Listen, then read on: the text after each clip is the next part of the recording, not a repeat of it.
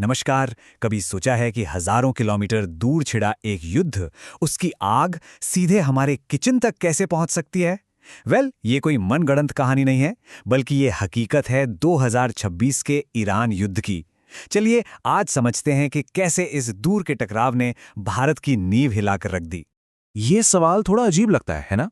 कि भाई एक जंग जो इतनी दूर हो रही है, उसका हमारी थाली के खाने से, गाड़ी के पेट्रोल से या हमारी जेब से क्या लेना देना? बस इसी पहेली को आज हम सुलझाने वाले हैं। देखिए, सब कुछ बिजली की तेजी से हुआ।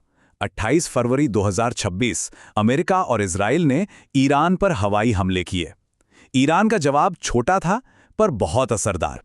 उसने दुनिया की सबसे जरूरी तेल सप्लाई लाइन हॉर्मुज़ जलडमरू मध्य को ही बंद कर दिया। बस इसी एक कदम ने पूरी दुनिया के एनर्जी मार्केट में एक सुनामी ला दी।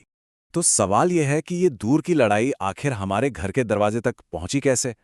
इसकी कहानी शुरू होती है एक ग्लोबल एनर्जी शॉक से, जिसने एक के बाद एक पूरी दुनिया में डोमिनो इफेक्ट पैदा कर दिया।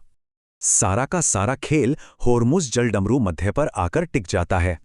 इसे आप ग्लोबल एनर्जी सप्लाई की मुख्य नस समझ लीजिए। ये इतना जरूरी क्यों है? क्योंकि दुनिया का करीब करीब 1/3 कच्चा तेल और एलएनजी इसी पतले से रास्ते से होकर गुजरता है। मतलब इसे बंद करना दुनिया की एनर्जी सप्लाई का गला घोटने जैसा है। और भारत के लिए तो ये आंकड़ा होश उड़ाने वाला है। जरा सोचिए, हमारे घरों में खाना पकाने वाला जो एलपीजी सिलेंडर है ना, उसका 90% हिस्सा इसी रास्ते से आता है। तो जैसे ही ये रास्ता बंद हुआ, इसका असर सीधा हमारे किचन पर पड़ा। हम इस एक रास्ते पर बहुत ही ज्यादा निर्भर हैं। और असर देखिए, फौरन और जबरदस्त। 2 मार्च को जो कच्चा तेल $80 प्रति बैरल था, वो सिर्फ 7 दिनों के अंदर $120 पर पहुंच गया। ये एक ऐसा उछाल था जिसने दुनिया भर की अर्थव्यवस्थाओं में खलबली मचा दी थी। लेकिन ऐसे संकट के लिए हम कितने तैयार थे? सच कहूं तो ये तस्वीर थोड़ी चिंताजनक है। भारत के पास सिर्फ 65 दिनों का ही पेट्रोलियम रिजर्व था। अब इसकी तुलना कीजिए जापान से, जिसके पास 260 दिन का रिजर्व है, या अमेरिका से, जिसके पास 200 दिनों का। सोचने वाली बात है कि अगर यह संकट और लंबा खिंच जाता तो हमारा क्या होता। अब बात करते हैं भारत की। ये जो ग्लोबल शॉक था, वो हमारी सड़कों, बाजारों और घरों तक कैसे पहुंचा? यकीन मानिए, ये कहानी सिर्फ पेट्रोल पंप पर बढ़ती कीमतों से कहीं ज्यादा गहरी है। ये पूरा मामला एक चेन रिएक्शन की तरह काम करता है। सबसे पहले पेट्रोल डीजल के दाम बढ़े, फिर उससे ट्रक और बाकी गाड़ियों का भाड़ा बढ़ गया।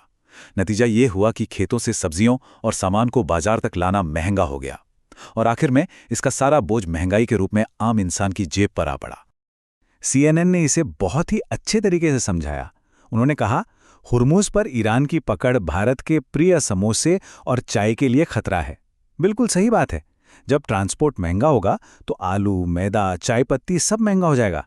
ये दिखाता है कि कैसे एक जियोपॉलिटिकल संकट हमारी रोजमर्रा की छोटी छोटी खुशियों पर भी भारी पड़ सकता है। और ये असर सिर्फ हमारे किचन तक ही सीमित नहीं रहा। प्लास्टिक, पेंट, टायर, कपड़े, हमारी इकोनॉमी की रीढ़ कहे जाने वाले न जाने कितने उद्योग कच्चे तेल पर ही तो चलते हैं। हालत इतनी खराब हो गई थी कि गुजरात की सिरेमिक इंडस्ट्री को 3 हफ्तों के लिए ताला लगाना पड़ गया था। ये संकट हमारी अर्थव्यवस्था की जड़ों को हिला रहा था। और आम परिवारों पर इसका क्या असर हुआ, जरा देखिए।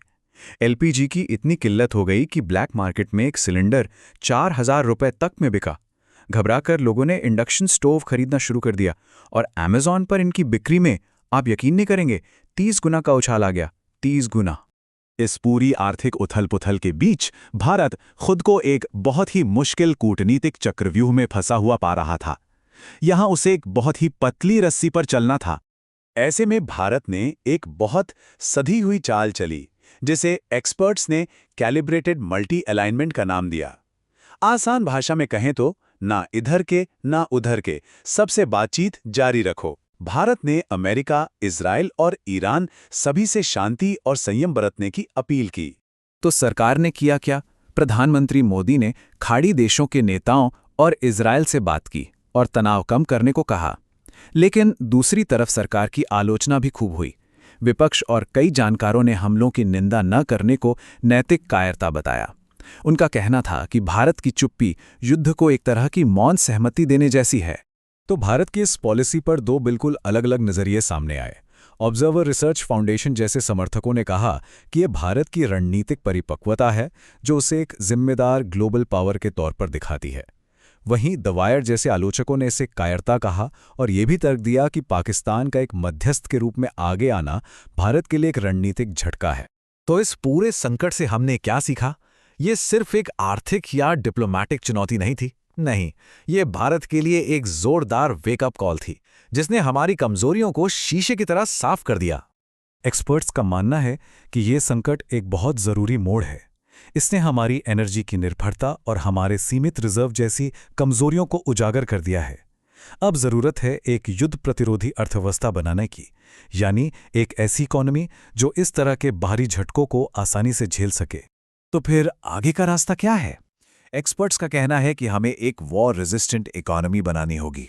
इसका मतलब है अपने तेल के भंडार बढ़ाना, एनर्जी के लिए सिर्फ खाड़ी देशों पर निर्भर ना रहना, सोलर और ग्रीन हाइड्रोजन जैसे नए विकल्पों पर तेजी से काम करना और अपने समुद्री रास्तों की सुरक्षा के लिए अपनी नौसेना को और मजबूत करना। और आखिर में ये एक बड़ा सवाल हमारे सामने है, क्या ये संकट वो ज़रूरी झटका था जिसकी भारत को ज़रूरत थी? क्या हम इस बड़ी मुश्किल से सबक लेकर सही मायनों में ऊर्जा स्वतंत्रता की ओर बढ़ पाएंगे? ये एक ऐसा सवाल है जिसका